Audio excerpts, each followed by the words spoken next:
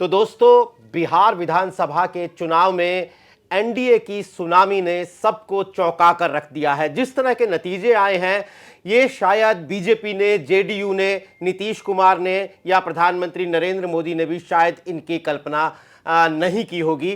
लेकिन बहरहाल अब जो नतीजे सामने हैं उन पर बातचीत करने के लिए हमारे साथ हैं योगेंद्र यादव जी। योगेंद्र जी, सबसे पहले तो क्या ही कहूं, आपकी पहली प्रतिक्रिया क्या है इन नतीजों पर?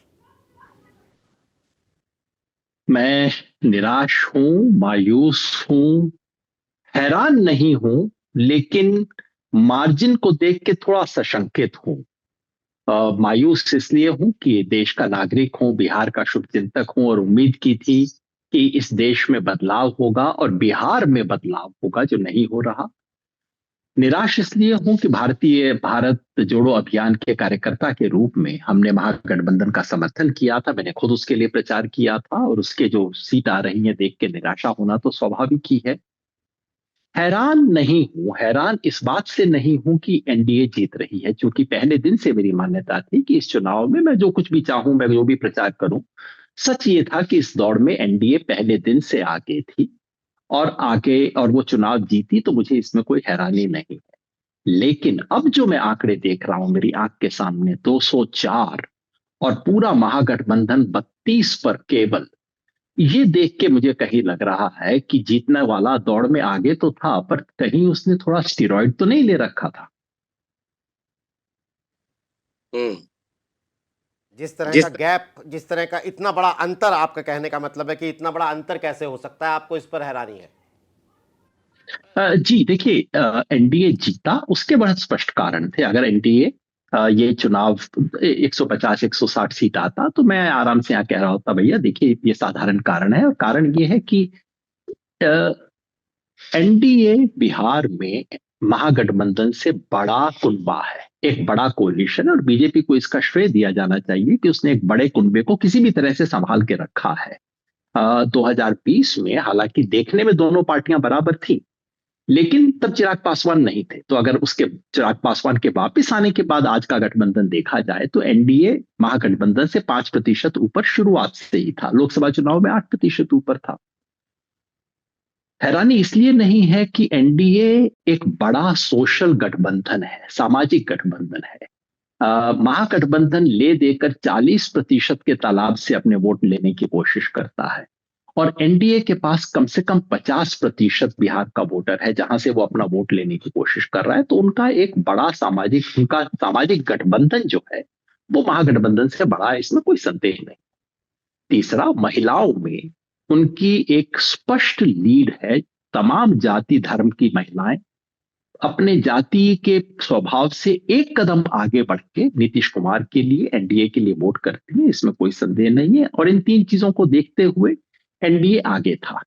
इसमें भी कोई संदेह नहीं है कि पूरा जो तंत्र है, तंत्र का मतलब सरकारी व्यवस्था, तंत्र का मतलब पैसा, तंत्र का मतलब मीडिया, तंत्र का मतलब चुनाव आयोग, वो सब एक तरफा तरीके से काम करते हैं। इसलिए भी एनडीए सिर्फ आगे ही नहीं, थोड़ा और आगे हो गया तो भी मेरे को हैरानी ना होती।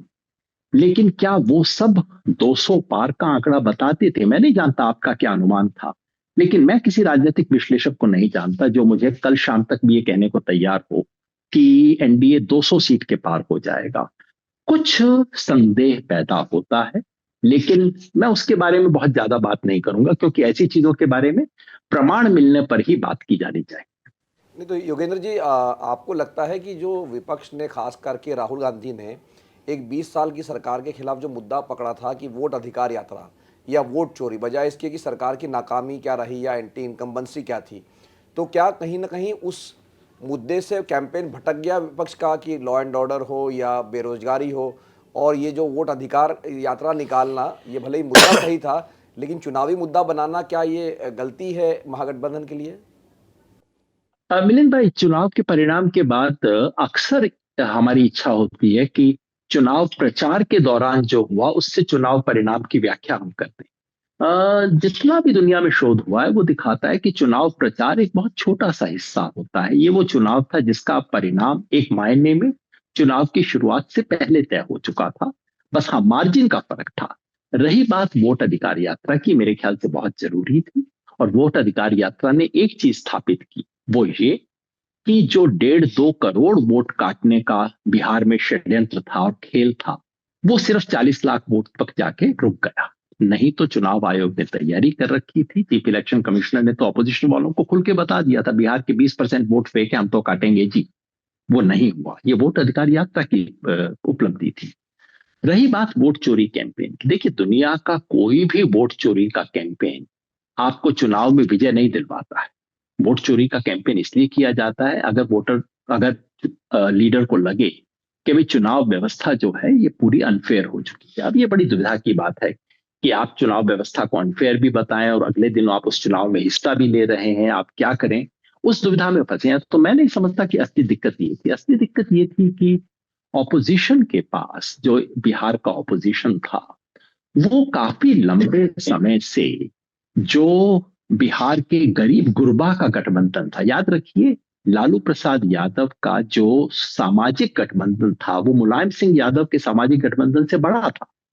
लालू प्रसाद यादव का गठबंधन बिहार के तमाम गरीब गुरबा का गठबंधन था। वो बिहार के तमाम पिछड़े, दलित, उपेक्षित लोगों का गठबंधन था।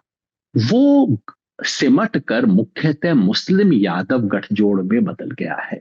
और ये एक बहुत बड़ी कमी है जिसके कारण ऑपोजिशन लिमिट हो गया है और ऑपोजिशन काफी समय से उससे बाहर आने का प्रयास नहीं कर पा रहा है। कम से कम उत्तर प्रदेश में अखिलेश यादव ने पीडीए बनाया, बिहार में तो उस किस्म का भी बहुत कोई अच्छा प्रयास नहीं हो पाया। केवल वीआईपी पार्टी को लाना उसका प्रयास नहीं माना जा सकता। दूसरा, जो बिहार के बुनियादी मुद्दे हैं, बिहार के मुद्दे हैं रोजगार के, पलायन के, वहां की शिक्षा, स्वास्थ्य व्यवस्था जो चरमराई हुई है, उन मुद्दों पर एक क्रेडिबल ऑल्टरनेटिव दिखना ये बेहद जरूरी है। और कहीं ना कहीं ऑपोजिशन, मुख्यतः आरजेडी, वो जो दाग उसके सर पे लगा हुआ है जंगल का, जो मीडिया के द्वारा काफी बढ़ाया चढ़ाया गया है, तिल का ताड़ भी बनाया गया है, लेकिन जिसमें एक लोगों के मन में वो याद है और वो केवल फॉरवर्ड कास्ट के लिए नहीं है, वो बिहार के तमाम लोगों के मन में है, उसको मिटाने में असमर्थ रहा। ये दो बड़ी कमियां रही। बाकी जो कैंपेन के दौरान छोटी बड़ी चीजें होती हैं, टिकट डिस्ट्रीब्यूशन, खींचतान, ये अपेक्षाकृत छोटे मुद्दे हैं मेरे ख्याल से। एक योगेंद्र जी, बड़ी एक दिलचस्प वाकया हुआ कि जब 180-190 सीटें चल रही थी बढ़त में, तो जेडीयू की तरफ से एक सोशल मीडिया पोस्ट आया कि भूतो न भविष्य, तो नीतीश कुमार ही सीएम थे, नीतीश कुमार ही सीएम रहेंगे, और कुछ देर बाद वो ट्वीट हटा लिया गया। मेरा सवाल ये है कि क्या नीतीश कुमार के मुख्यमंत्री बनने को लेकर कोई संशय है, क्योंकि ये वाकया एक आम वाकया नहीं था। आप कैसे देखते हैं जो आंकड़े हमारे सामने हैं, क्या ये मान लिया जाए कि नीतीश कुमार ही मुख्यमंत्री हैं या कोई महाराष्ट्र 2 भी हो सकता है? देखिए, दिल्ली के अंदर के गलियारों में क्या खेल होता है मैं तो बहुत अच्छे से जानता नहीं हूं, आप मुझसे बेहतर जानते होंगे, लेकिन राजनीति के कुछ खेल किसी से छुपे हुए नहीं है। सच्चाई ये है कि बीजेपी इसका मौका ढूंढ रही है कि कब नीतीश कुमार से पल्ला छुड़ा के बीजेपी जेडीयू को अपने भीतर समाहित कर सके। ये कोई छुपी हुई बात नहीं, बीजेपी ने अपने हर एलआई के साथ हमेशा अतीत में किया है, देर सवेर जेडीयू के साथ भी यही बीजेपी करने वाली है। लेकिन आज की तारीख में नीतीश कुमार उनके लिए अपरिहार्य है। बीजेपी ने 2020 का चुनाव में नीतीश कुमार को हराने की कोशिश करके देख लिया और उसका परिणाम उन्होंने देख लिया। तो अब बीजेपी को यह समझ आ गया है कि भाई नीतीश कुमार के बगैर गुजारा नहीं है। आज भले ही बीजेपी की सीट ज्यादा हो, लेकिन 83 सीट लेके जेडीयू एक ऐसी स्थिति में है जहां उसे इग्नोर नहीं किया जा सकता। और मैं समझता हूं आज की तारीख में अगर ये विजय किसी एक व्यक्ति की है, आज शाम को जरूर मोदी जी के गुण गाए जाएंगे, सारा मीडिया उसमें लग जाएगा, लेकिन निश्चित ही नीतीश कुमार की विजय है। नीतीश कुमार की पार्टी ने जैसा सोचते थे उससे बेहतर किया है। मैं खुद बताऊं, मैं बिहार में घूम रहा था, बिहार की अवस्था देखते हुए मुझे था कि लोगों के मन में काफी आक्रोश होगा, पर एक्चुअली नहीं था। नीतीश कुमार की सरकार के बारे में उस किस्म का असंतोष और आक्रोश जमीन पर नहीं था जो मुझे हरियाणा में दिखाई दिया था। जो मुझे मध्य प्रदेश तक में दिखाई दिया था, जहां बीजेपी जीत गई थी लेकिन सड़क पे आक्रोश था, वो नहीं था। और जब तक वो है तब तक बीजेपी के लिए नीतीश कुमार को साथ रखना एक मजबूरी है। और नीतीश कुमार कम से कम इतने भोले भी नहीं है कि उनको बीजेपी कुर्सी से उतार दे, उनकी जगह किसी देवेंद्र फडणवीस को ले आए और नीतीश कुमार बैठे हुए देखते रहे। ऐसा तो होने वाला नहीं है। लेकिन ये बीजेपी की वक्ती मजबूरी है। कब बीजेपी इस वक्ती मजबूरी से पिंड छुटा लेगी, ये समय की बात है। तो आखिर में योगेंद्र जी, एक सवाल मेरा ये है कि जो देश की राजनीति में लगा था कि बीजेपी कमज़ोर हो रही है, खास करके 2024 के चुनाव में, जब उसको लोकसभा में बहुमत नहीं मिला, लेकिन उसके बाद जितने भी विधानसभा चुनाव हुए हैं, झारखंड का अपवाद अगर आप छोड़ दीजिए, तो हर जगह बीजेपी जीत रही है, एनडीए जीत रहा है और बड़ी मार्जिन से जीत रहा है। तो आने वाले समय में अब बंगाल में चुनाव होंगे, तमिलनाडु में, यहाँ डिफेंड करना है, अगर विपक्ष है उसको डिफेंड करना है, तो अब वापस क्या मतलब हम बीजेपी का वर्चस्व बढ़ते हुए या दबदबा, जो एक चैलेंज उसको लग रहा था कि कोई दे पाएगा, वो वापस अब उम्मीद उसकी खत्म हो जाती है? मिलिंद भाई, मैं ऐसा नहीं मैं देखता, क्योंकि देखिए उस लिहाज से आज का परिणाम, हालांकि उसका परिमाण बहुत बड़ा है, वॉल्यूम बहुत बड़ा है, स्केल बहुत बड़ा है, लेकिन यह परिणाम एक तरह से लोकसभा चुनाव की पुनरावृत्ति है। झारखंड में भी जो हुआ वो मोटे तौर पे लोकसभा चुनाव के ट्रेंड की पुनरावृत्ति थी। जो असली झटका था वो हरियाणा और महाराष्ट्र का था, जहां लोकसभा चुनाव का परिणाम पलट गया और ये जो अपोजिशन के पक्ष में हवा बनती बदल दिख रही थी वो सारी की सारी पलट गई। अ, बिहार के चुनाव से आगे बंगाल, असम, केरला, तमिलनाडु पे कोई असर होगा ऐसा मुझे नहीं लगता। ऐसा देश में कभी हुआ भी नहीं है।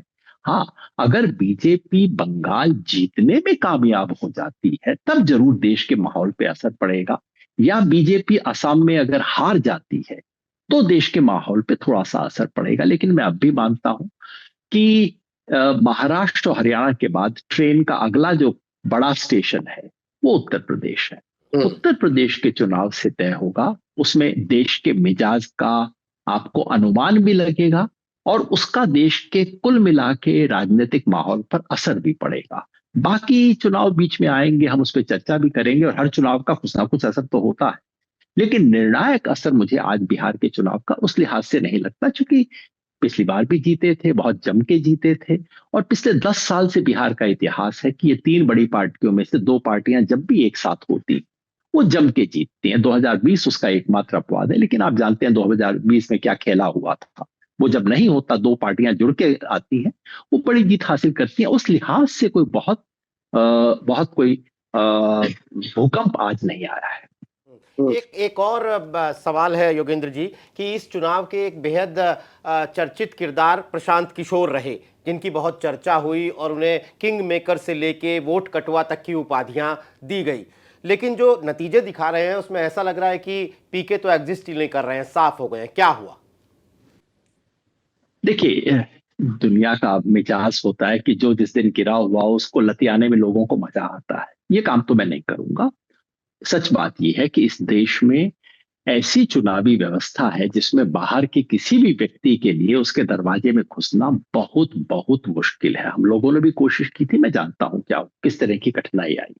मैं पीके को इस बात की दाद देना चाहता हूं कि उन्होंने 2-3 साल बिहार के गांव गांव जाके यात्रा की। इनफैक्ट मैं तो कहता हूं कि तेजस्वी यादव को सबक लेना चाहिए। अगर तेजस्वी यादव वो करते जो पीके ने किया तो हो सकता है आज तेजस्वी यादव मुख्यमंत्री होते। पीके की ये भी उपलब्धि रही कि उन्होंने बिहार का मुहावरा बदला। बिहार के गांव गांव में लोग उनके डायलॉग बोलते थे, उनके मुद्दों को एप्रिशिएट करते हैं, उसको महत्वपूर्ण मानते हैं। वोट नहीं मिला। वोट इसलिए नहीं मिला कि आप मुद्दे उठाए पर्याप्त नहीं है, उसके पीछे जन संगठन होना चाहिए, जन समर्थन होना चाहिए, जन आंदोलन होना चाहिए। और आप वेतन भोगी कर्मचारियों की मदद से जन आंदोलन खड़ा नहीं कर सकते। पीके ने जो कोशिश की, ये पेड एम्प्लॉय थे। पीके के अलावा जो टीम पीके थी, ये कोई जन संगठन या जन आंदोलन नहीं था। ये सैलरीड एम्प्लॉयड लोग थे जो कि पीके के लिए काम करते थे। इस देश में अभी भी आप वेतन भोगी कर्मचारियों की मदद से जन संगठन खड़ा नहीं कर सकते। वो एक लोकतंत्र के लिए सही लक्षण। एक सवाल और योगेंद्र जी कि मैं राहुल गांधी के बारे में पूछना चाहता हूं कि राहुल गांधी ने 2023 में अपनी यात्रा शुरू की, भारत जोड़ो यात्रा। उसके बाद उन्होंने एक पीक हासिल की जिसका नतीजा हमने 2024 में देखा। 2024 के लोकसभा चुनाव में अच्छे प्रदर्शन के बाद फिर महाराष्ट्र और हरियाणा आया, राहुल गांधी का ग्राफ फिर नीचे।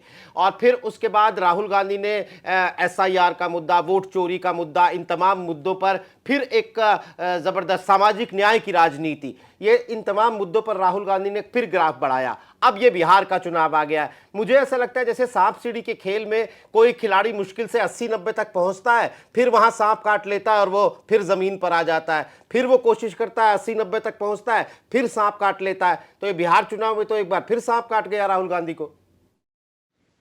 देखिए, बिहार में कांग्रेस कोई प्रिंसिपल प्लेयर है नहीं। कांग्रेस मतलब जो कहते हैं दोयम दर्जे का, तीसरे दर्जे का प्लेयर है, दोयम दर्जे का भी प्लेयर नहीं है। बिहार के चुनाव में महागठबंधन का मतलब था RJD प्लस। कोई मुख्यतः कांग्रेस का चुनाव ये नहीं था। कांग्रेस वाले कई बार ऐसी गलतफहमी में सोच लेते हैं, लेकिन एक्चुअली कोई कांग्रेस का चुनाव नहीं था। अगर जीत होती तो RJD की जीत होती, अगर हार होती है तो RJD की हार होती है। उस लिहाज से मुख्यतः ये मतलब जो झटका हरियाणा में लगा या कुछ हद तक जो झटका महाराष्ट्र में लगा, उसकी तुलना मैं बिहार से नहीं करूंगा, क्योंकि बिहार कांग्रेस के लिए बहुत एक टर्शरी चीज है। लेकिन सबक है इसमें। सबक ये है कि आपको किस तरह से एक बड़ा कोएलिशन बनाना और उसे चलाना होगा। जब आप सेकेंडरी प्लेयर हैं तो आप एक सेकेंडरी प्लेयर वाली भूमिका कैसे अदा करें। और दूसरा जो बहुत बड़ा सवाल जिसका राहुल गांधी को जवाब ढूंढना होगा, और वो कठिन सवाल है दुनिया के किसी भी व्यक्ति के लिए, जब आपको पता लग जाए कि मैच में रेफरी की तरह काम नहीं कर रहा, वो प्लेयर की तरह काम कर रहा है, जब आपको पता लग जाए कि अच्छा पिच जो है वो जानबूझ के आपके खिलाफ बनाई गई है, उसके बाद आप मैच खेलें क्योंकि ये भी असंभव नहीं है कि आप जीत जाए। जीतना संभव भी है, लेकिन उसकी संभावना रोज घटती जा रही है। ऐसे में आप ये भी कहें कि रेफरी बदमाश है और आप मैच भी खेलें, ये आपकी क्षमता को कम करता है। और ये कहीं ना कहीं एक दुविधा है जिसका सामना राहुल गांधी को करना है, जिसका जवाब उन्हें देना है। बिहार चुनाव से 2 दिन पहले वो हरियाणा की वोट चोरी के ऊपर प्रेस कॉन्फ्रेंस करते हैं, जो बिल्कुल वाजिब सवाल उठाते हैं, लेकिन एक वोटर के मन में आता है अच्छा ये है तो फिर तुम चुनाव क्यों लड़ रहे हो। वो जो एक दुविधा है, उस बड़े सवाल का उन्हें जवाब देना होगा। इस सवाल का कोई आसान जवाब है नहीं, लेकिन इस तरह इस बड़े सवालों का जवाब उनको देना होगा। और दूसरा ये कि एक चीज तो है, राहुल गांधी पे बात लागू होती है, तेजस्वी पे लागू होती है, बीजेपी का मुकाबला पुराने तरह की राजनीति से नहीं किया जा सकता। 24 घंटे राजनीति करनी होगी, चुनाव की मशीन खड़ी करनी होगी, संगठन को मुस्तैद करना होगा। इसके सिवा कोई तरीका नहीं है बीजेपी का मुकाबला करने का। 2 नंबर की चीजों में तो बीजेपी का मुकाबला हो नहीं सकता। वो बीजेपी करेगी, और 2 नंबर की चीजें ना ऑपोजिशन कर सकता है ना करनी चाहिए, लेकिन कम से कम 1 नंबर की चीजें तो कर लो जो कर सकते हो। वो ऑपोजिशन क्यों नहीं करता, ये राहुल गांधी को भी सीखना होगा, पूरे ऑपोजिशन को सीखना होगा। वो तंत्र की बात कहेंगे जो बिल्कुल वाजिब है, बेईमानी की बात कहेंगे जो बिल्कुल वाजिब है, कहेंगे कि चुनाव में कुछ गड़बड़ी हुई। मैं तो खुद कह रहा हूं, अब ये परिणाम, अंतिम परिणाम देख के मुझे भी लग रहा है कि कहीं स्टीरॉयड भी साथ में ले लिया, कि आगे चल तो रहे थे दौड़ में, लेकिन जो एक उंगली जब उठती है चुनाव आयोग की तरफ, तो साथ में जो 3 उंगली मेरी अपनी तरफ उठती है, मेरे गुरेबान की तरफ, उसे नजरअंदाज नहीं करना चाहिए ऑपोजिशन। तो योगेंद्र जी, बहुत बहुत शुक्रिया। आपने बिहार चुनाव के इन चौंकाने वाले नतीजों का जिस तरीके से इनकी गुत्थियां सुलझाते हुए एक तस्वीर पेश की है हमारे सामने, हमारे दर्शकों के सामने और तमाम पॉलिटिकल पार्टीज के सामने भी। आपका बहुत बहुत शुक्रिया, बहुत बहुत आभार, नमस्कार।